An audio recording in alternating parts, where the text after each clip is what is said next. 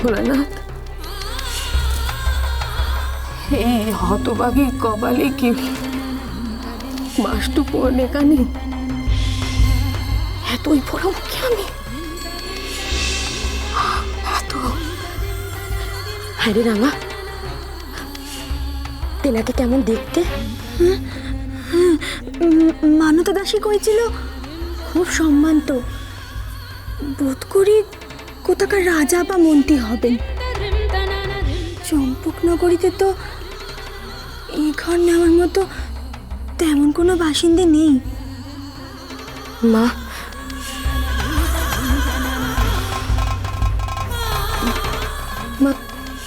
কোন এক ভিন গায়ের মানুষ এসে তেনাদের পিতৃপুরুষের ভিট এনে চলে যাবে। আমরা কি এই ভিটেতে এক কোণেও পড়ে থাকতে পারবো না মা?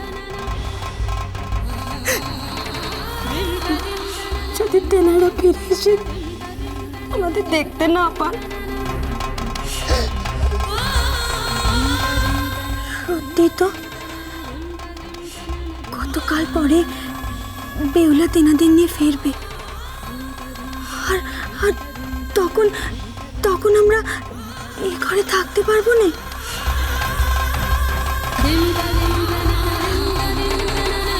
বেহুলা মা, তুমি কোথায় আছো? কিভাবে আছো? ভোলানাথই জানে।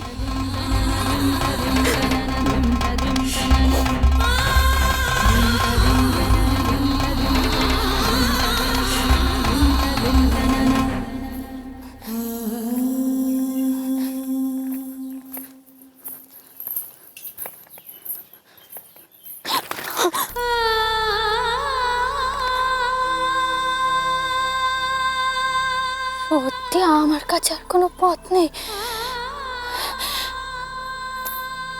আমার যে বিশ্বাস হচ্ছে না, তোপা নিয়ে এমন করে আমার ঠকালে, এমন করে,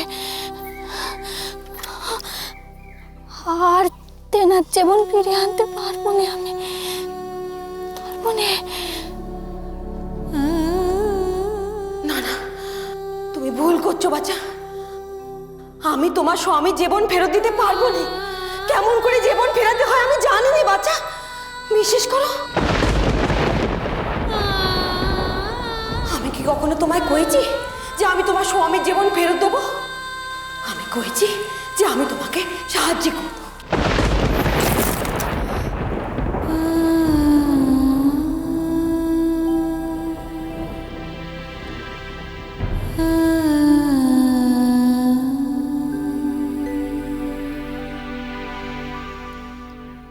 খালি হাতে ফিরতে হবে আমার।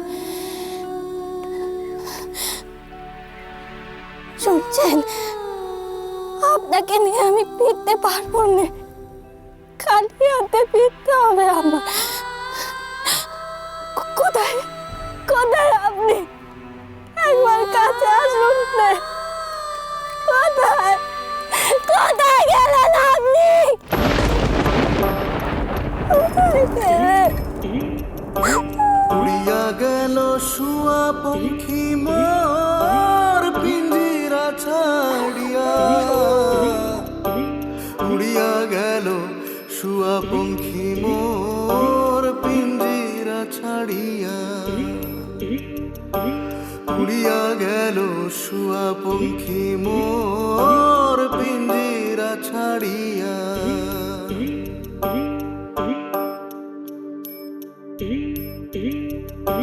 মন যে আমার পাগল পারা, জংলা পাখি যায় না ধরা। মন যে আমার পাগল পারা, জংলা পাখি যায় না ধরা রে।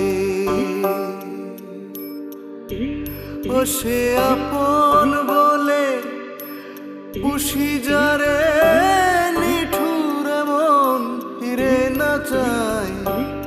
আপন বলে পুষি যারে, নিঠুর মন ফিরে না চাই। উড়িয়া গেল শুয়া পঙ্খী মোর ছাড়িয়া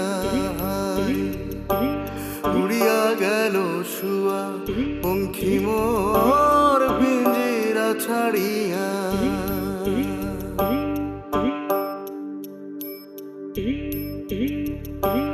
কাঁচা বাঁশের খাঁচা ছাড়ি কোন দিন পাখি দেয় যে পাড়ি।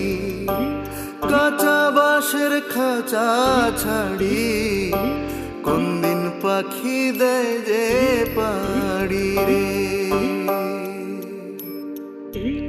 ও সে ভবের বেড়ি পায়ে ঠেলি আকাশ পানে উড়ে যায়। ভবের বেড়ি পায়ে ঠেলি আকাশ পানে উড়ে যায়। উড়িয়া গেল শুয়া পঙ্খী মোর পিঞ্জিরা ছাড়িয়া। উড়িয়া গেল শুয়া পঙ্খী মোর পিঞ্জিরা ছাড়িয়া।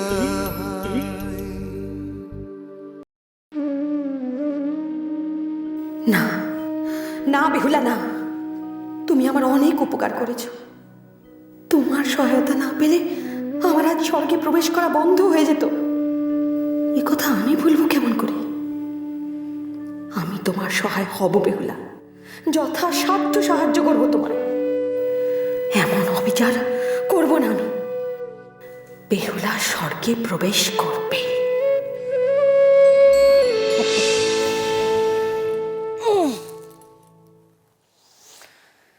বেনেমশাই, এই গৃহ যে অতি উত্তম, যে কেউ দেখলে তার পছন্দ হতে বাধ্য।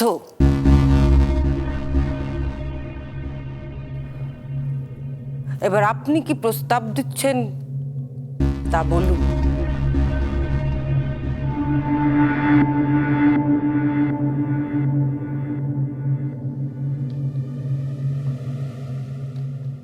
মন্ত্রীমশাই, আপনাকে তো সবই বললাম।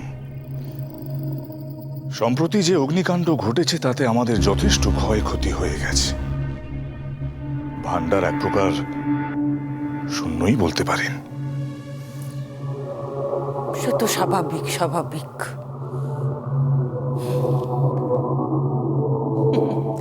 চাঁদ সদাগর, এখনো ভান্ডার শূন্য হওয়া কাকে বলে তুমি জানো না। বেনেমশাই, আপনি কি আমাদের কাছ থেকে কোনো সহায়তা চাইছেন?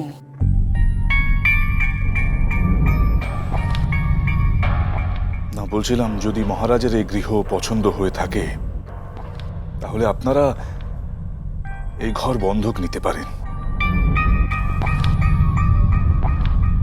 বাণিজ্য যাত্রার জন্য আমার এখন মূলধনের প্রয়োজন।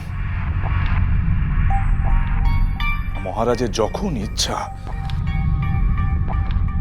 এখানে এসে থাকতেও পারবেন।